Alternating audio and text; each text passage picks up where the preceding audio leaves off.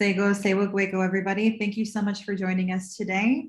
My name is Stephanie Morningstar, Mohawk Turtle Clan, and I'm the Executive Director and Relationships and Reciprocity Co-Director of the Northeast Farmers of Color Land Trust. I'd like to begin today by thanking all of the lovely people at the Northeast Sustainable Agriculture Working Group who birthed this series.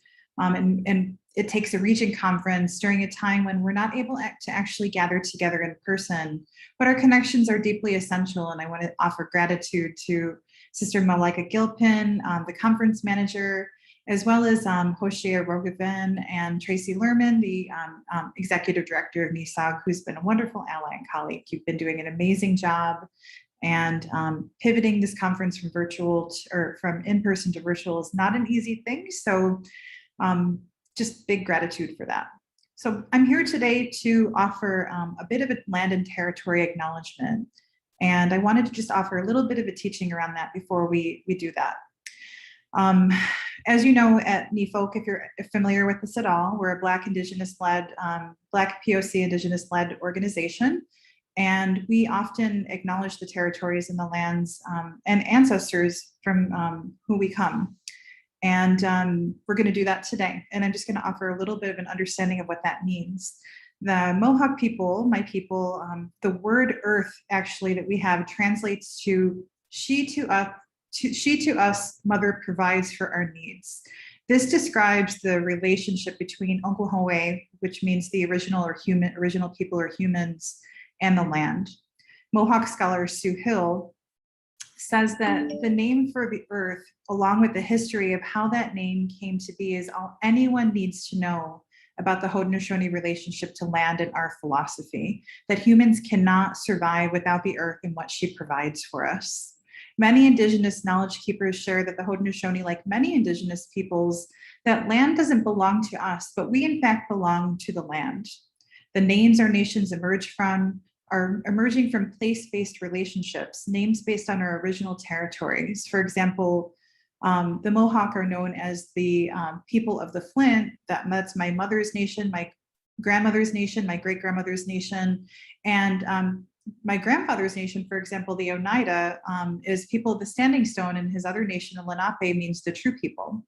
And as Indigenous people, our relationship to land is deep and direct. Our languages, our cosmologies, and our identities come from the land, and our ancestors come from, that our ancestors called home for millennia. And the Mohawk language, the translation of what clan are you, literally means what clay are you made of? Our ancestors have all come with us today, and every one of them is carrying their own story and their own work. They're the reason that we are all sitting here today. This is ancestor work. Let's feel into this together and take a moment to honor our ancestors and think about the clay that we are made of today.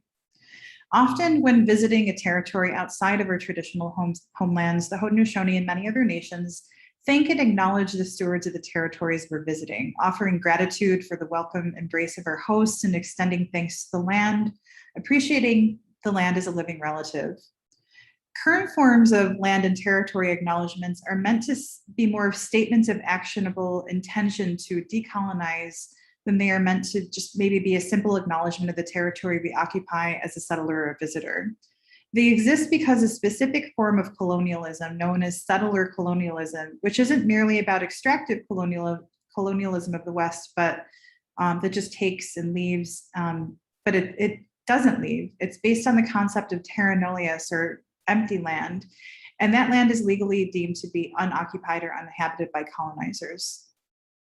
Indigenous people have occupied, stewarded, and protected these lands since time immemorial.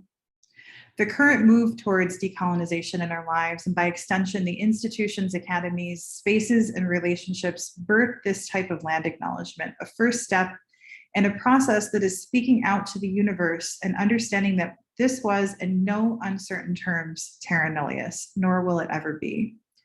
Land acknowledgements are meant to reverse the past intensification of our indigeneity in some ways, but can often fall flat when treated as yet another politically correct box to check off, following open remarks, but spoken before a keynote at a conference or event, or even just to be found at the end of an email signature line. Acknowledgement is a simple yet powerful way of showing respect and a step forward toward correcting the stories and practices that erase Indigenous peoples' history and culture, and toward inviting and honoring the truth and treaties. When land acknowledgements are done respectfully without the performative checking off the boxness that I mentioned that often comes with them in these institutional settings, they can be a key step toward honoring reconciliation and mending treaty relationships. That doesn't mean adding a land acknowledgement to your event space automatically pins allyship on you, or even that you've decolonized. Speaking the original names of the territories we currently occupy is a sacred act of stepping into birthright for us Indigenous folks who have for all too long been cut off from our languages and cultures through the acts of erasure and violence. Speaking these names through a land or territory acknowledgement out to the sea of people sitting here in Zoom land is setting a process of action in motion. Speaking those words means that you're taking steps to actively back them up with commitments to decolonizing, with close attention being paid to building respectful and reciprocal relationships with the Indigenous communities whose lands you reside on. Speaking a land acknowledgement means you will be observed closely for follow-up actions. It's opening the door to active reconciliation. If appropriate actions don't follow the words, it's nothing more than optics. So I'm going to share with you today the land acknowledgement that we offer at the Northeast Farmers of Color Land Trust as an example, and hopefully this will suffice for today's land acknowledgement and for something for you to consider as we begin this conference space.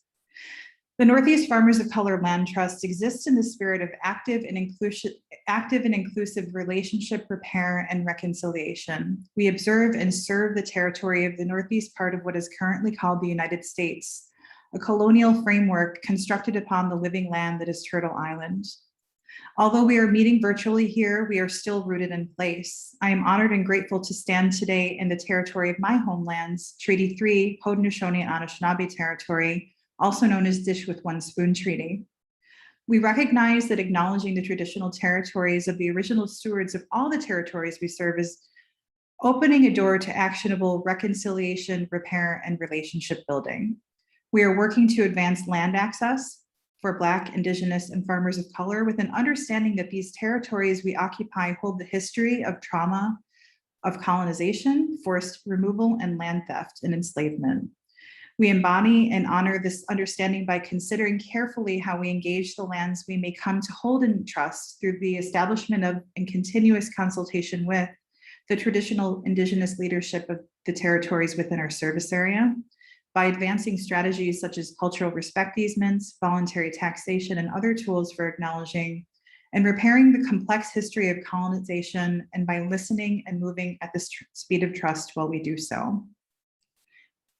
Although we're meeting here virtually, we're here today to pay respect and acknowledge our myriad of relationships we each hold to the territories of what is now known to some as the Northeast part of the United States. There are many nations we can acknowledge here today, and this is our work to do together as a community of practice. I'm speaking to you again, as I mentioned, for my homelands in Haudenosaunee and Anishinaabe Territory, also known as Treaty 3 or Dish with One Spoon Wampum Agreement Territory. I invite you now, as a part of this active land acknowledgement and a community groupthink land acknowledgement, to share with us in the chat which clay you are made of, what territory you occupy or exist in, and the names of any of the ancestors that you are calling in to be with us now.